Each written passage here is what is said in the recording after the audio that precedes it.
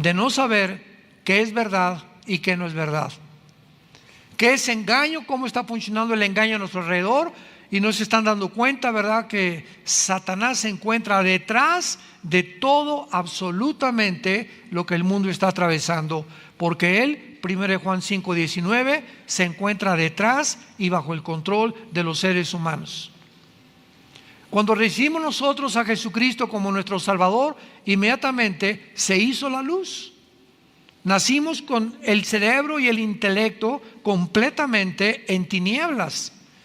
Y no sabíamos qué era verdad, si era Buda, si era Mahoma, si era Confucio, si era Zoroastro, si era fulano, si era mengano. Pues me meto a los filósofos, Platón, Sócrates, Demóstenes, y los maharashis, y los gurús, y el vudú, y el karma, etcétera, etcétera, y el ocultismo, y la ouija, y las liberaciones a través de ramas, etcétera, etcétera, de embrujos, que me lean las cartas, en un mundo completamente confundido, sin saber nadie qué es la verdad. Y si en el camino en que se encuentran es la verdad. Y viene hace 2000 años Dios en la persona de su Hijo y nos deja este libro. Yo siempre les he dicho a los ateos cuando tenemos debates, hay una manera de poder debatir con una persona, sea médico, sea científico, biólogo, sea matemático, sea doctorado en ciencias políticas, no importa el campo académico en el que tú seas un experto, pero siempre en todas las cosas debe regir la lógica más elemental. Si hay un Dios, sí, condicional, si hay un Dios, entonces ese Dios que existe es lógico que si nos ha creado a su imagen y semejanza, tenga interés en que nosotros descubramos que Él existe. De otra manera seríamos animales. ¿Quiénes son los animales a diferencia del ser humano? ¿Verdad? Criaturas en el mar, en los aires, las aves, en la tierra, los mamíferos, etcétera, etcétera, que no tienen conciencia de Dios. Nunca verás un grupo de conejos, alabaré, alabaré. Nunca verás un conjunto de perros ni de caballos, ¿verdad? Tienen conciencia, tienen sentimientos, sufren, son fieles, tienen características preciosas. El perro es de los mejores animales que el hombre pueda tener como su amigo, más que tu compadre. Pero ninguna de estas criaturas está consciente ni de que va a morir, ni tampoco está consciente de que hay algo fuera de ellos, fuera de su mundo, fuera de su dimensión, a quien podemos adorar y a quien podemos realmente atribuir nuestra existencia. Y el ser humano es completamente diferente. No hay una tribu, no hay una sola civilización. Llámense desde el código Hammurabi, de los sumerios, egipcios, babilonios, persas, etcétera, etcétera. No ha existido jamás en la historia nadie, tribus, civilizaciones que no hayan adorado a algo o a alguien. Y cuando nacemos, ¿verdad?, en este mundo y somos apaches o de los Sioux o de los Aucas del Ecuador, mazatlecas o chichimecas o aztecas, etcétera, etcétera, de alguna manera todos estos indígenas y todos estos seres humanos tienen la necesidad intrínseca o de matar a un hombre como los aztecas, sacarles el corazón y ofrecérselos ¿a quién? A los dioses. Todas las tribus en Norteamérica, los verdaderos norteamericanos son los Sioux, los apaches, los cherokees, los indígenas que poblaron los Estados Unidos, que ahorita ya es una nación cosmopolita, ¿verdad? Pero todos ellos creían en los espíritus, enterraban, quemaban a sus muertos porque sabían que los espíritus se los iban a llevar. Todos tenemos conciencia del más allá. ¿Quiénes son los brujos? ¿Quiénes son los espiritistas? se juntan de las manos en las casas, vamos a invocar al espíritu de Cuauhtémoc. ¿Cómo saben que hay algo que trasciende nuestra naturaleza y que podemos tener comunicación a través de la ouija, a través de la lectura de las cartas tarot, a través del café, de la bola de cristal, o comunicándonos con algún espíritu de mi abuelita o de Cuauhtémoc, y vamos a juntarnos a invocarlo para que nos pueda contestar ciertas preguntas que tenemos con el más allá? ¿Quién puso ese más allá en el ser humano que no tienen los animales? Salomón escribió en el libro de Eclesiastés capítulo 3 versículo 11: Dios puso la eternidad en el corazón humano. Y esta eternidad que todos tenemos dentro de nosotros, cuando vino Jesucristo hace 2000 años, esta eternidad, este deseo de tener contacto con alguien o con algo, y si no sé quién es Dios, pues los seres humanos van a la selva, a un campo, agarran el tronco de un árbol y lo cortan, y de esa madera hacen una figura de un ser humano, y ya después que la hicieron, nos hincamos delante de lo que nosotros hemos creado. O con cemento, con piedras, levantamos un ídolo, Moloch, Toreto, Semiramis o como se llame, y comenzamos a adorar la obra de nuestras manos por la ignorancia que tenemos del Dios único, vivo y verdadero, que sí existe y se ha revelado en las Sagradas Escrituras. Este libro es el primer libro en haber sido impreso en la imprenta de Gutenberg. El primer libro en haber sido impreso. El libro más leído, más vendido, todavía hasta el siglo XXI, de todos los volúmenes y de cualquier escritor que tú me puedas mencionar a través de la historia. No hay un libro más vendido y más leído que las Sagradas Escrituras. Es el libro que contiene los registros, señores científicos, ateos, escépticos y agnósticos que nos escuchan. Es el libro que contiene los registros más antiguos de la genética, biología, química, matemáticas, física, antropología, paleontología y cualquier otra rama académica, historia, geografía que me puedas mencionar. Y todo a través de la historia, lo que el hombre ha descubierto a través de todas estas, la historia, la geografía, la Biblia lo decía antes. Es más moderna que el periódico de mañana en la mañana. Pero al mismo tiempo es el libro más atacado, más controvertido y más despreciado y vulgarizado de todos los volúmenes o libros religiosos que me puedas mencionar. Si alguien va a atacar como Madonna,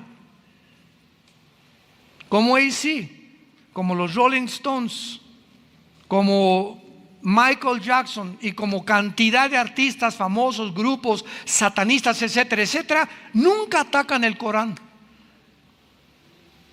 Nunca hay artistas que agarren un pollo y lo rompan y lo escupan sobre la Biblia, como Swanson. Nunca hay nadie que diga pues esto y el otro. Siempre el ataque es: nunca verás que en el libro del Corán o en el Tripitaka de Buda o en los Vedas de los persas o en cualquier otro libro sagrado esté el 666. Pero el 666 aparece en todos los grupos satánicos. ¿Tú crees que es coincidencia? ¿Tú crees que es coincidencia que estas cosas que están en la Biblia, como la marca del anticristo, haya sido comenzada a ser puesta en práctica desde que comenzó la pandemia? Que ya no podías entrar a una tienda, no podías subirte a un avión, no podías comprar si no tenías ciertos requisitos médicos, que así le llamaron, y que de repente nos dimos cuenta que comenzamos a ser controlados por todos lados. ¿En qué mundo nos encontramos? Todo esto cobra realidad cuando venimos a las Sagradas Escrituras. Comenzaron también los grandes filósofos utópicos del siglo XXI. Ya el comunismo cayó en 1991 Y ahora sí es una época, una nueva era le llamaron, de progreso. Tenemos la tecnología, estamos en el espacio, el internet, el iPhone, la cibernética. Ahora va a ser muy difícil que haya una guerra entre nación y nación, porque el ser humano ha llegado a una ecuanimidad y ha llegado a un criterio tan amplio que sería una locura que una persona le mandara una bomba nuclear a otra nación, sabiendo que la otra nación le puede contestar, y solamente dos locos podrían enfrentarse a una guerra nuclear porque ellos mismos se destruirían. No, el hombre no está tan loco como eso. Es imposible que lleguemos a esta posibilidad. Además, ahora que el comunismo desapareció, pues ahora va a haber más capitalismo, va a haber mercado libre, el mundo va a tener un auge económico y hemos llegado a una nueva era completamente diferente. Llegamos al siglo XXI, se levanta un hombre en Rusia llamado Vladimir Putin, comienza a invadir. Los musulmanes atacan las dos torres gemelas, 19 radicales musulmanes, produciendo el primer acto terrorista más grande después de la Segunda Guerra Mundial. Estados Unidos comienza a despertar, ahora sí, ¿verdad? Como decimos aquí en México, ajijolí, cuánto apache. Ahora sí que estamos rodeados, nunca nos dimos cuenta, pero estamos en el país más poderoso. Se metieron en aviones a Nueva York, a nuestro terreno, a donde estamos nosotros creyendo que somos los amos del mundo. Pues humillaron a los Estados Unidos, este grupo terrorista. Después viene Putin y se mete otra vez a otras áreas en Rusia. La OTAN comienza a expandirse hacia el nororiente de Europa. Putin hace poco invade Ucrania y el mundo comienza otra vez a realizar la verdad de que el ser humano es mentira que ha progresado, que nos encontramos con toda la tecnología, con toda la ciencia y con todo aquello que creíamos que había de desaparecer, al borde de una guerra nuclear. Jesús dijo hace 2000 años: oirán de guerras y rumores de guerras. Y miren que no se turben, porque es necesario que esto acontezca. Y entonces vendrá el fin. Y esta serie que estoy compartiendo con ustedes tiene ese propósito: analizar eventos tanto científicos, cibernéticos, históricos, teológicos, bíblicos, para poder juntar todo este rompecabezas y poder realmente decir en qué nos podemos basar, tanto con lo que está pasando en el mundo a la luz de la Biblia, para poder decir realmente somos la primera generación que podemos destruirnos en 5 minutos con el potencial nuclear que existe.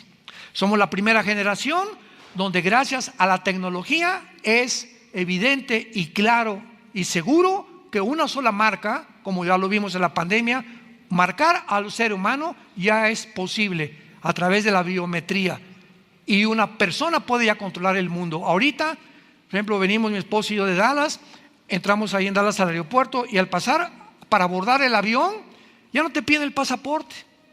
Una cámara, te paras frente a la cámara y aparece tu foto, pásele. Le digo: ¿cuándo me retrataron? Esa foto, le dije a mi esposo, nunca me la han tomado. Y yo le dije de broma a la señorita, ¿verdad? Por favor, asegúrese que mañana me publican en el primer periódico que me subí al avión.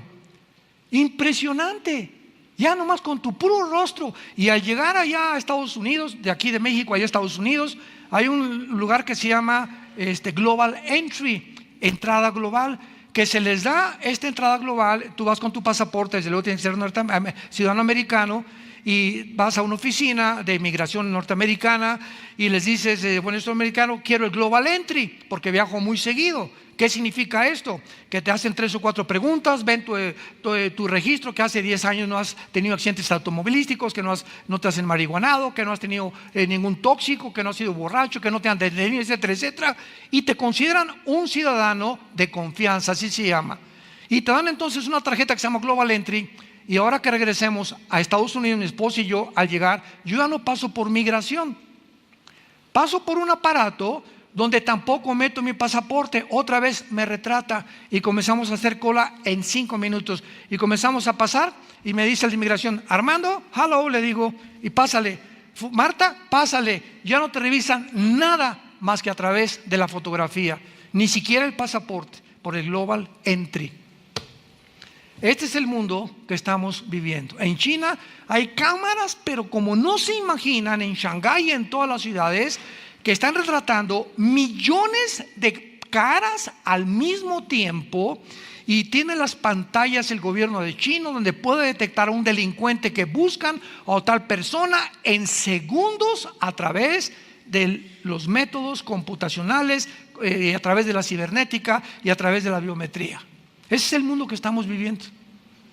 Es un mundo que ya puede gobernar un solo hombre, donde pueden ya las naciones entregar su soberanía nacional, y este hombre, que se va a llamar el anticristo, va a gobernar al mundo a través de los chips, ya sea un tatuaje en la mano o un chip que nos meta, que les metan. Yo no voy a estar aquí, yo no sé si tú, o aquí en el entrecejo, y la gente que no tenga ese pasaporte, ese chip, ese tatuaje, no va a poder comprar ni un carro, ni entrar a una tienda, ni entrar a la comercial mexicana, ni una farmacia, ni vender. No puedes hacer nada si no te identificas con ese chip, que ya está en acción y que ya está funcionando en muchos lugares.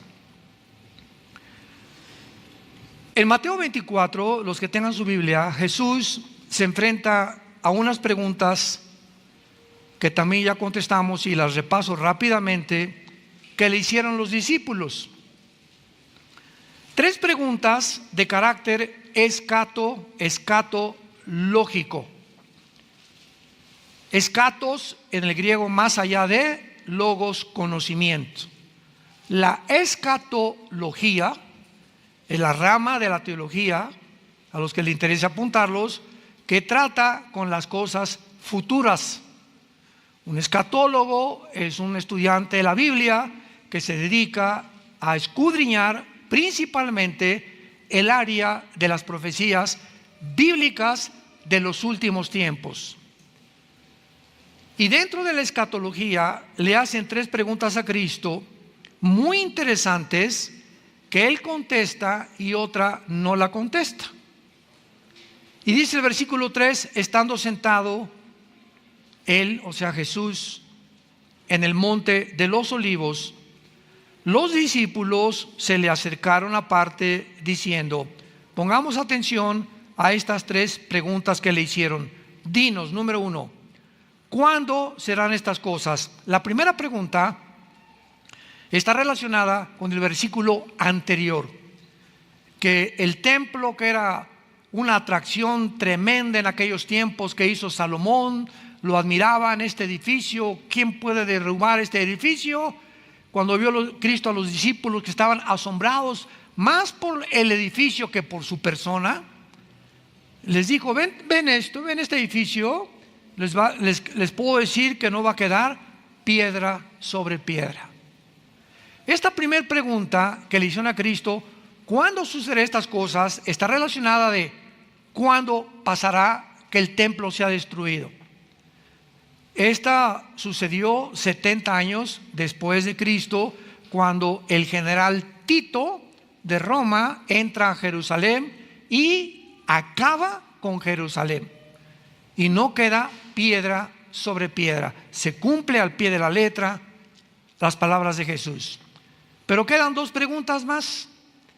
La segunda pregunta es: ¿qué señal habrá de tu venida? O sea, podemos darnos cuenta cuando tú regreses, de alguna manera, porque nos has dicho te vas y vas a regresar. ¿Hay alguna señal para que cuando regreses sepamos nosotros que tú vas a regresar? Cristo le da esta respuesta en el versículo 29 y 30 del mismo capítulo 24 de Mateo. E inmediatamente después de la tribulación de aquellos días, el sol se oscurecerá, la luna no dará su resplandor, y las estrellas caerán del cielo, y las potencias de los cielos serán conmovidas. Entonces aparecerá la señal del Hijo del Hombre en el cielo. Y entonces lamentarán todas las tribus de la tierra y verán al Hijo del Hombre viniendo sobre las nubes del cielo con gran poder y gloria. Esta segunda pregunta, ¿cuándo será la señal?, se cumplirá al final de la tribulación. Pero antes hay otra pregunta que es la que nos atañe y la que hemos estado investigando y tratando de contestar. Y gracias a Dios que ya la podemos contestar, repito, por el análisis que podemos hacer de las señales, de la historia, de los eventos a nuestro alrededor y principalmente de las Sagradas Escrituras. Dice así la última pregunta: ¿y qué señal habrá del fin de la historia? Se puso en el griego siglo, el fin de la historia o el fin de la historia humana o el fin del siglo, como le querramos llamar. Cristo no contesta esto. ¿Qué señal habrá del fin del siglo? O sea que ya la historia se terminará. Sin embargo, cuando leemos en el versículo 5 que Jesús comienza a decirles, solamente les voy a dar algunos datos importantes. Vendrán muchos en mi nombre diciendo yo soy el Cristo, y a muchos se engañarán. Dice Cristo, una de las señales, una de las muchas que les voy a dar, que pueden ustedes ubicarse y darse cuenta que realmente ya nos acercamos al final de la historia. Se van a levantar cantidad de hombres diciendo que son el Mesías. La palabra Cristo, Yeshua en el hebreo, es el Mesías. Vendrán muchos diciendo yo soy el Mesías, o sea, el ungido de Dios, el Salvador del mundo. Y este mensaje lo traen la mayoría de los gobernantes en el mundo actualmente. Muchos gobernantes surgen inmediatamente y todos hacen, sabemos, promesas que ninguno cumple. Pero todos nos prometen qué cosa, que nos van a salvar, que la economía va a mejorar, que va a mejorar tu nivel de vida, bla, bla, bla, bla. Y la gente, ¿verdad?, engañada por la política, votamos por estos gobernantes que en el mundo entero, a través de toda la historia, conquistadores, dictadores, etcétera, etcétera, han engañado a la humanidad. Pero Cristo no se refiere políticamente, se refiere espiritualmente. ¿No han visto ustedes en las redes sociales, hace de 6 meses para acá, ya no vamos tan lejos, cuántos Mesías Israel está diciendo que ya llegaron? Métanse los Mesías de Israel en Google, lo puedes encontrar. Todavía hace 2-3 semanas ves un hombre con un sombrero, con una barba. Se juntaron miles de rabinos en Israel alrededor de él y cantaban y bailaban, y aquí está con un sombrero negro, y le besaban la mano los judíos, cosa que tienen prohibidísimo, y lo tocaban la ropa, y el Mesías, etcétera, etcétera. Hace 4 meses un rabino en Nueva York dijo que él era el Mesías, se murió, y tenemos casi 2 o 3 años que Israel, de una forma absurda, ridícula y risible y patética, está haciéndose el hazmerreír esta religión judaica en el mundo entero por las barbaridades de estar señalando hombres como tú y como yo, porque están ansiosos que venga su Mesías, y cuando venga no va a ser el que ellos esperan. Cuando venga será el anticristo, que vendrá como un ángel de luz, dice la Biblia. Se presentará con tratados de paz en el mundo, resolverá problemas en el mundo, tal vez del gas, del dinero, del euro, del dólar, de los yuanes, el problema de China, etcétera, etcétera. Y el mundo se maravillará ante este hombre, y este hombre hará un pacto con los judíos de paz, prometiéndoles. Eso se encuentra en Daniel 9, 23 al 27, versículo 27 especialmente, prometiéndoles a los judíos que nadie se va a meter con ellos durante 7 años. El capítulo 28 de Isaías describe como un pacto de la muerte. Hicieron un pacto con la muerte. Todos los judíos engañados porque rechazaron al verdadero Mesías hace 2000 años, a Jesucristo, van a ser ahora engañados. Jesucristo dijo: cuando venga un falso Mesías, a él van a recibir. Ahí me rechazaron, pero cuando venga alguien en su nombre, yo no vengo en mi nombre, dijo Jesús, vengo en el nombre de mi Padre, y no me reciben. Pero si alguien viene en su nombre, a ese van a recibir. Qué patético. Y el anticristo sabemos, ¿verdad?, para no extendernos, que firmará este tratado de paz. Me imagino que en ese tiempo los judíos reconstruirán su templo, el tercer templo, que tienen años tratando de levantarlo. Una imposibilidad, porque la mezquita de Omar se encuentra exactamente arriba donde estaba el templo judío, que fue destruido en el año 70 después de Cristo, y el anticristo violará este pacto con los judíos a los 3 años y medio. Y ahí comenzará lo que la Biblia llama la gran tribulación. Entonces Cristo les dice: van a ser engañados, va a haber guerras, rumores de guerras, etcétera, etcétera. Pero en el versículo 32, dichosos los que trajeron Biblia. En Mateo 24, 32, que es el centro, el núcleo, el bastión de toda nuestra exposición, este pasaje es el que estamos tratando de demostrar que es el más fuerte que existe para darnos una seguridad de que somos nosotros la última generación. No sabemos el día y la hora, pero sabemos que será en nuestra generación cuando estas cosas ya han comenzado a suceder y millones de cristianos no se han dado cuenta ni han descubierto, ni siquiera si viven cerca del Nevado de Toluca.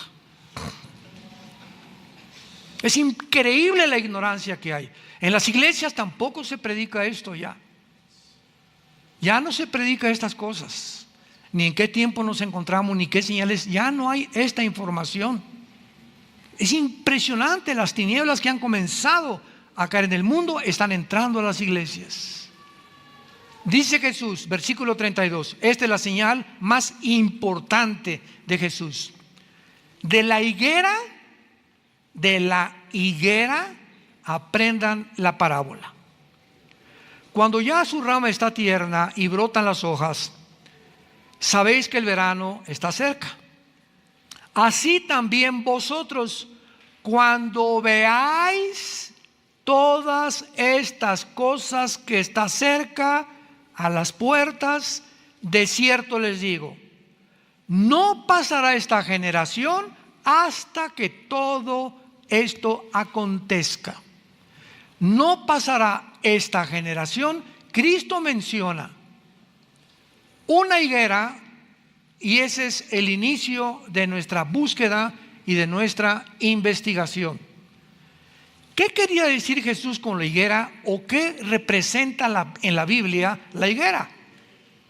Porque una vez que identifiquemos qué es la higuera, podemos partir de ese punto hacia lo demás. Tenemos que saber qué significa la higuera o qué representa la higuera. Bueno, rápidamente, a los que lo quieran apuntar. En la Biblia hay 3 árboles relacionados con la nación de Israel. La higuera es el último del año en florecer. Y la higuera representa la resurrección nacional de Israel. ¿Cómo sabemos que este árbol representa la resurrección nacional de Israel? Veamos en Lucas capítulo 13. Después de Mateo está Marcos y después Lucas. Lucas capítulo 13, versículo del 6 al 9, dijo también esta parábola. Tenía un hombre, ¿una qué? Una higuera plantada en su viña, y vino a buscar fruto en ella y no la halló.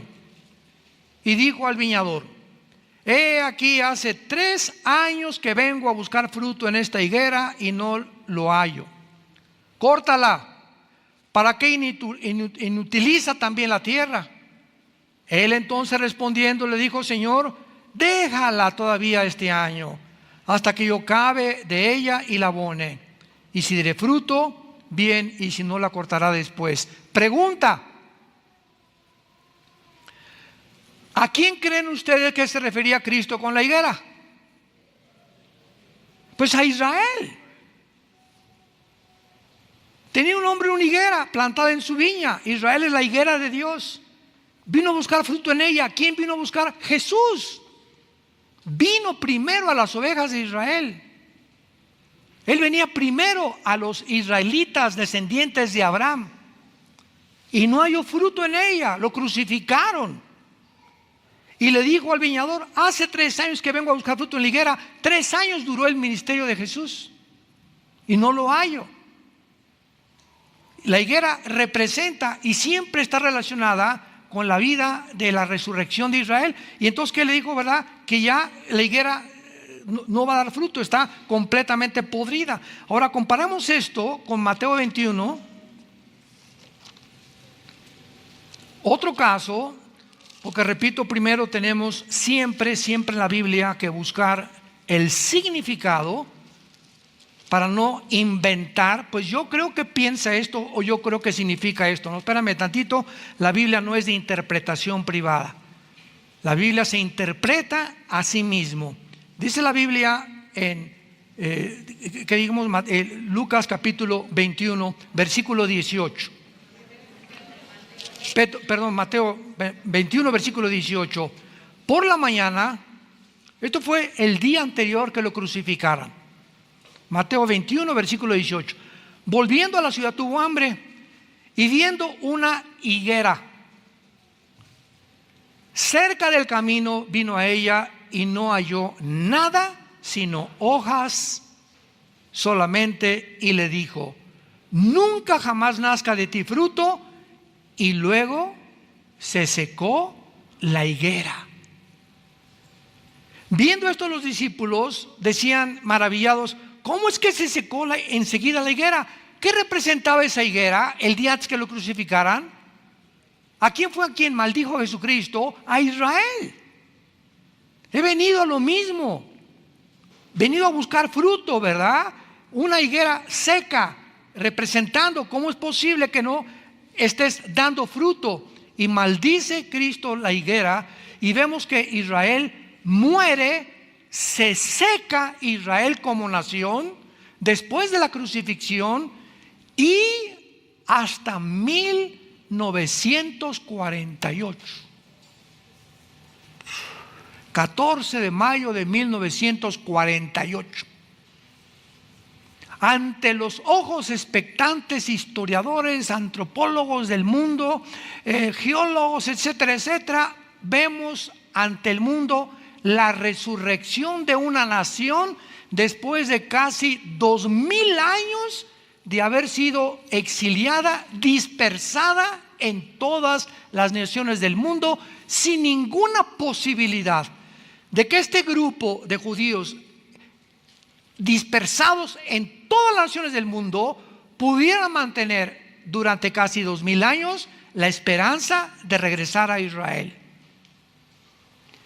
Y gracias al genocidio de Adolfo Hitler y de los nazis, que la Liga de las Naciones, en aquel tiempo no era la ONU, era la Liga de las Naciones, al ver que 6 millones de judíos habían sido masacrados, que habían sido masacrados imbéciles, idiotas, tarados, retrasados mentales, gente incapacitada, porque los nazis odiaban a una persona con defectos físicos. Cualquier persona con defectos, la orden era matarlos, exterminar al mundo. Era el sueño de Hitler, y que sobreviviera solo una raza, la raza aria, los blancos, güeros y de ojos azules. Ese era el sueño de Hitler, porque él creía que esa raza era la que iba a controlar el mundo algún día, los arios. El mundo se espanta y ve 6 millones, mataron gitanos, mataron homosexuales.